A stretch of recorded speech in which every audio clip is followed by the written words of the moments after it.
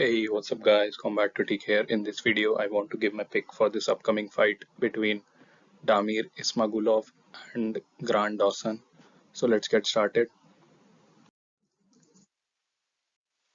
If we look at the records of these two fighters, starting with Ismagulov, he has 26 fights and he's won 24, lost just twice.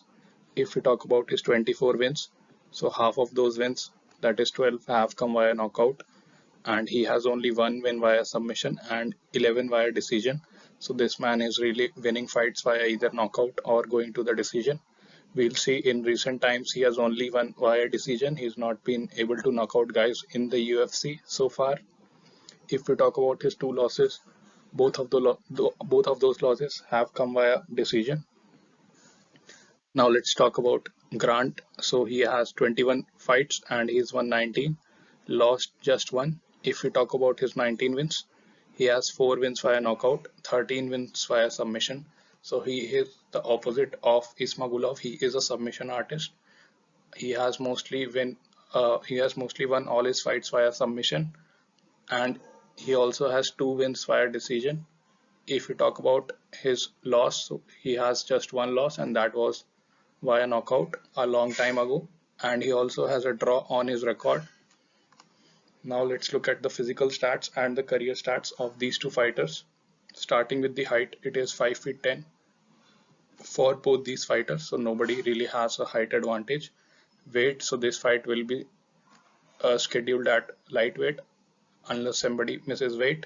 If you talk about the reach is 74 inches for Ismagulov and it is 72 inches for Dawson. So pretty even, but a slight 2-inch reach advantage goes to Ismagulov. If we talk about the stance, it is orthodox for Ismagulov and Dawson is a switch stance fighter. And if we talk about the age, so Ismagulov is in his prime. I believe he is 32, 33 years old, which is the prime for most fighters. Whereas if we talk about Dawson, he is around 3 years younger. He is, I believe, 29 or 30. He is about to reach his prime in a few years. Now let's talk about the career statistics, starting with the striking numbers. First up, we have the strikes landed per minute. This signifies the number of significant strikes that you land on your opponent per minute on average. This is 3.78 for Ismagulov and it is 3.12 for Dawson. So a slight advantage here goes to Ismagulov. He is landing a little bit more strikes on his opponent. Next up, let's talk about the striking accuracy. It is 42% for Ismagulov and 51% for Dawson. So here actually the advantage goes to Dawson. He is more accurate with his strikes. Next up, we have the strikes absorbed per minute. This is the opposite of strikes landed per minute, and this signifies the number of significant strikes that you absorb from your opponent per minute. And this is 2.51 for Ismagulov and it is 2.41 for Dawson. So pretty even between these two guys, but a slight advantage goes to Dawson. He is getting hit less. You want this number to be as less as possible. Next up, we have the striking defense. It is 62% for Ismagulov and it is 45% for Dawson. So here the advantage goes to Ismagulov. Overall, I believe in the striking, it is pretty close between these two guys looking at these numbers. But the advantage here slightly goes to Ismagulov because he has 12 wins via knockout. He has, I believe, more power than Dawson.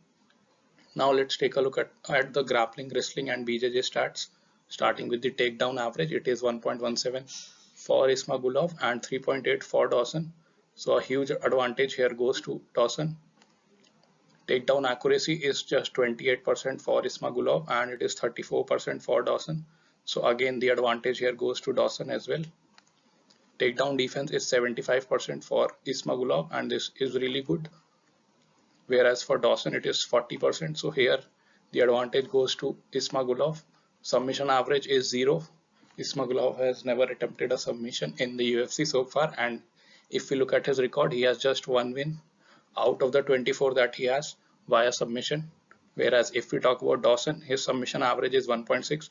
So he has a huge advantage here. He is the better BJJ guy in this match, and we can see it in his record as well. He has 13 wins via submission out of the total 19 wins that he has on his record. Now let's talk about the significant strikes by position.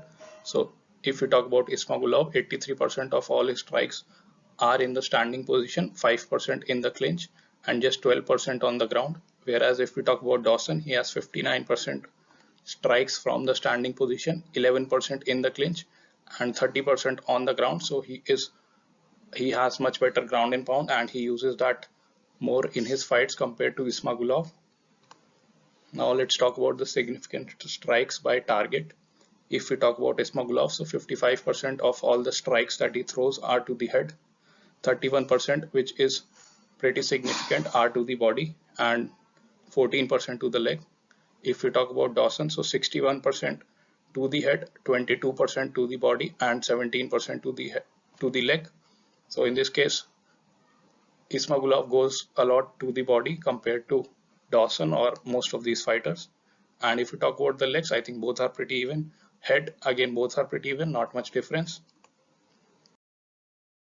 Now let's take a look at the previous performances of these two guys, starting with Ismagulov. So in his last fight, Ismagulov lost to Arman Sarukian. This fight happened in December of last year, and he was on a winning streak. Before this, he was considered a really good grappler and fighter in the division. This was a 3-round fight. Before that, he won a split decision against Guram Kutateladze, and this fight happened in June of last year. This was also a 3-round fight. And before that, he beat Rafael Alves by unanimous decision. He beat Thiago Moises, who is a good BJJ guy, just like Dawson. And Joel Alvarez, he is also a BJJ guy, just like Dawson. And he beat both of them by unanimous decision. Before that was his UFC debut, where he beat Alex Georges by unanimous decision. This fight happened in December of 2018. So he has not had a lot of fights in the UFC. He's had just 6 fights in the last 6 years. Now let's take a look at Dawson. So in his last fight, Dawson beat Mark Madsen, who is an Olympic caliber wrestler. He beat him via submission rear naked choke. This happened in the 3rd round, and this fight happened in November of last year. Before that, he beat Jared Gordon again via rear naked choke, also in the 3rd round. And before that, he had a draw against Ricky Glenn. Before that, he beat Leonardo Santos via knockout in the 3rd round.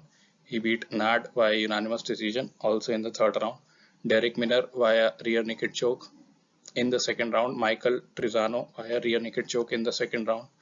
And Julian Erosa via unanimous decision. And before that was his UFC debut at Dana White Contender Series, and this happened against Adrian Diaz. He beat him via rear naked choke in the 2nd round. This fight happened in August of 2017, so he has few more fights in the UFC than Ismagulov. However, if you look at the opponents that Ismagulov has defeated, it includes Rafael Alves, Thiago Moises, and Joel Alvarez. So these guys, Joel Alvarez is a BJJ expert, Thiago Moises is a submission expert, and these guys could not do much damage to Ismagulov. I believe the only threat that Grant Dawson has to beat Ismagulov is his BJJ, but if these two guys could not do it, I don't think Grant Dawson can do it.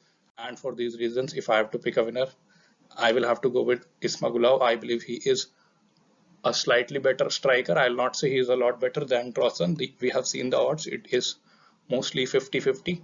However, he has more power, and if you talk about his takedown defense of 75%, I think that will really save him from the BJJ of Dawson. For these reasons, I am picking Ismagulov to win this fight.